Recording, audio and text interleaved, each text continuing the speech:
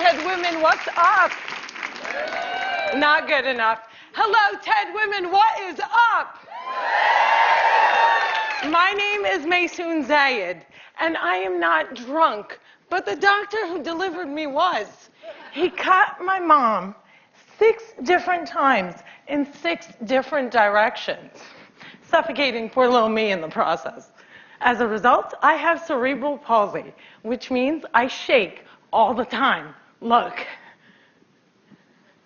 It's exhausting. I'm like Shakira meets Muhammad Ali. CP is not genetic. It's not a birth defect. You can't catch it. No one put a curse on my mother's uterus, and I didn't get it because my parents are first cousins, which they are. It only happens from accidents, like what happened to me on my birthday. Now, I must warn you, I'm not inspirational. And I don't want anyone in this room to feel bad for me, because at some point in your life, you have dreamt of being disabled. Come on a journey with me. It's Christmas Eve. You're at the mall. You're driving around in circles looking for parking. And what do you see? 16 empty handicap spaces. And you're like, God, can't I just be a little disabled?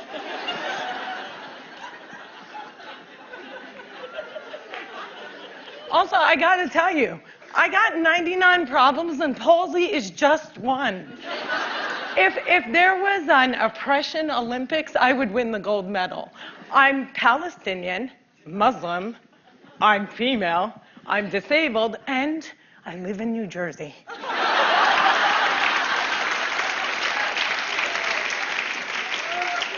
If you don't feel better about yourself, maybe you should.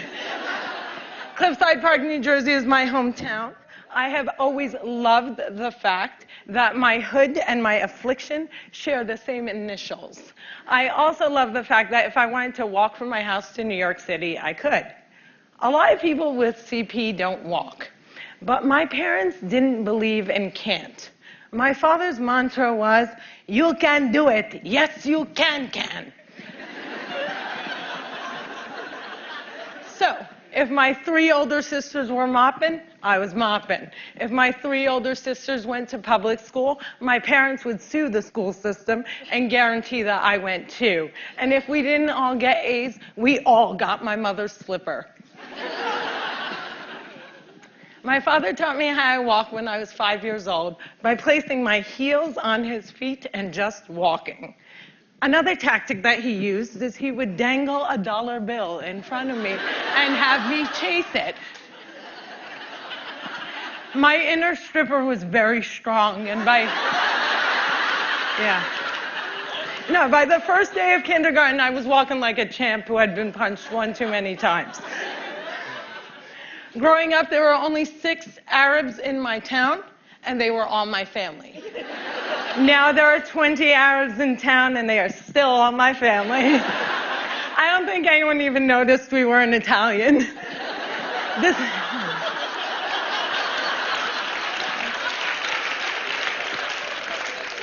This was before 9/11 and before politicians thought it was appropriate to use "I hate Muslims" as a campaign slogan. The people that I grew up with had no problem with my faith. They did, however, seem very concerned that I would starve to death during Ramadan. I would explain to them that I have enough fat to live off of for 3 whole months, so fasting from sunrise to sunset is a piece of cake. I have tap danced on Broadway. Yeah, on Broadway. It's crazy. My parents couldn't afford physical therapy, so they sent me to dancing school.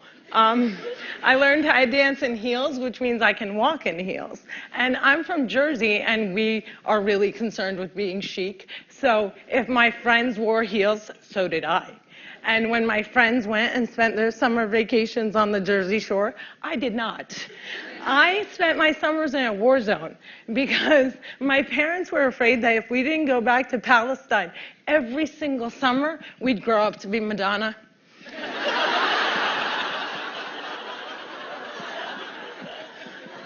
Summer vacations often consisted of my father trying to heal me. So I drank deer's milk, I had hot cups on my back, I was dunked in the Dead Sea, and I remember the water burning my eyes and thinking, it's working, it's working! But one miracle cure we did find was yoga. I have to tell you, it's very boring. But before I did yoga, I was a stand-up comedian who can't stand up. And now I can stand on my head. My parents reinforced this notion that I could do anything, that no dream was impossible. And my dream was to be on the daytime soap opera General Hospital. I went to college during affirmative action and got a sweet scholarship to ASU, Arizona State University, because I fit every single quota. I was like the pet lemur of the theater department. Everybody loved me. I did all the less than intelligent kids' homework. I got A's in all of my classes, A's in all of their classes. Every time I did a scene from The Glass Menagerie, my professors would weep. But I never got cast. Finally, my senior year, ASU decided to do a show called They Dance Real Slow in Jackson. It's a play about a girl with CP. I was a girl with CP. So I start shouting from the rooftops, I'm finally going to get part. I have cerebral palsy. Free at last. Free at last. Thank God almighty I'm free at last. I didn't get the part. Sherry Brown got the part. I went racing to the head of the theater department, crying hysterically like someone shot my cat, to ask her why. And she said it was because they didn't think I could do the stunts. I said, excuse me, if I can't do the stunts, neither can the character.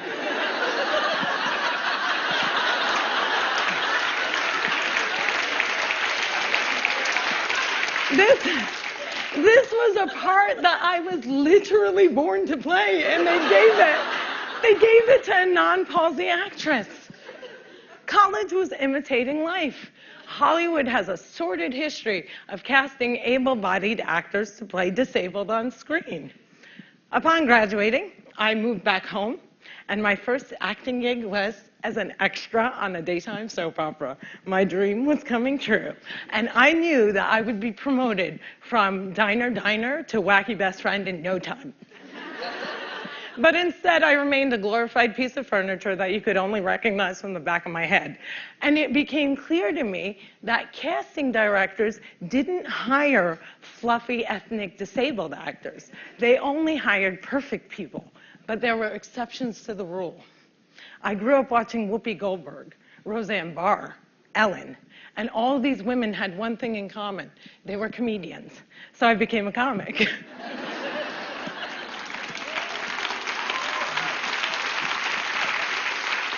My first gig was driving famous comics from New York City to shows in New Jersey. And I'll never forget the face of the first comic I ever drove when he realized that he was speeding down the New Jersey Turnpike with a chick with CP driving it. I performed in clubs all over America, and I've also performed in Arabic in the Middle East, uncensored and uncovered. Some people say I'm the first stand-up comic in the Arab world. I never like to claim first, but I do know that they never heard that nasty little rumor that women aren't funny and they find us hysterical. In 2003, my brother from another mother and father, Dean Obidallah, and I started the New York Arab American Comedy Festival, now in its 10th year. Our goal was to change the negative image of Arab Americans in media, while also reminding casting directors that South Asian and Arab are not synonymous.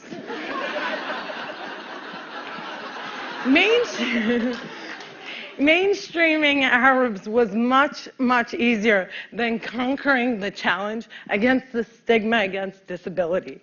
My big break came in 2010. I was invited to be a guest on the cable news show Countdown with Keith Olbermann. I walked in looking like I was going to the prom, and they shuffle me into a studio and seat me on a spinning rolling chair.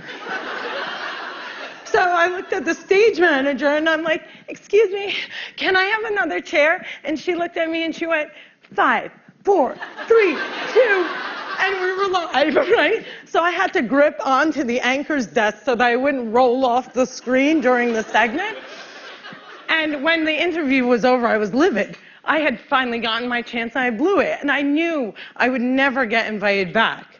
But not only did Mr. Oberman invite me back, he made me a full-time contributor, and he taped down my chair.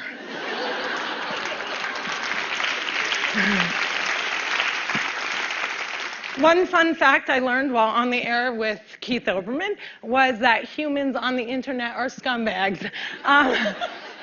People say children are cruel, but I was never made fun of as a child or an adult. Suddenly, my disability on the World Wide Web is fair game. I would look at clips online and see comments like, yo, why is she tweaking? Yo, is she retarded? And my favorite, poor Gumby-mouthed terrorist, what does she suffer from?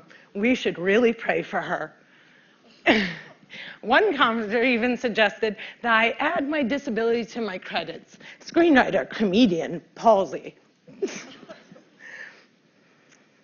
Disability is as visual as race. If a wheelchair user can't play Beyonce, then Beyonce can't play a wheelchair user. The disabled are the largest... Yeah, clap for them, man. Come on.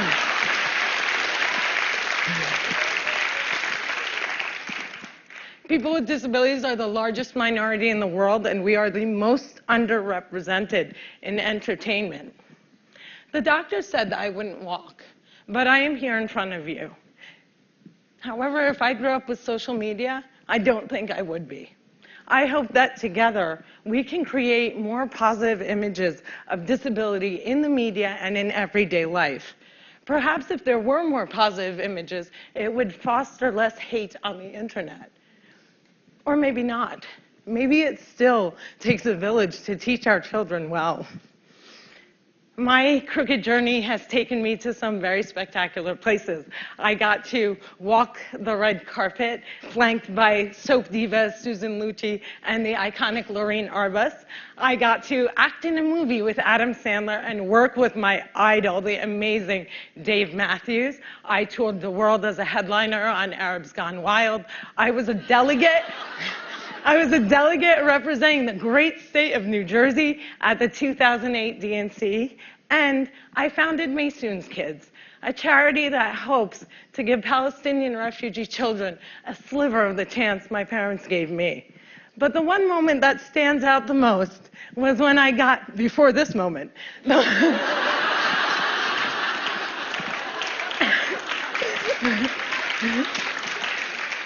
but the one moment that stands out the most was when I got to perform for the man who flies like a butterfly and stings like a bee, has Parkinson's and shakes just like me, Muhammad Ali.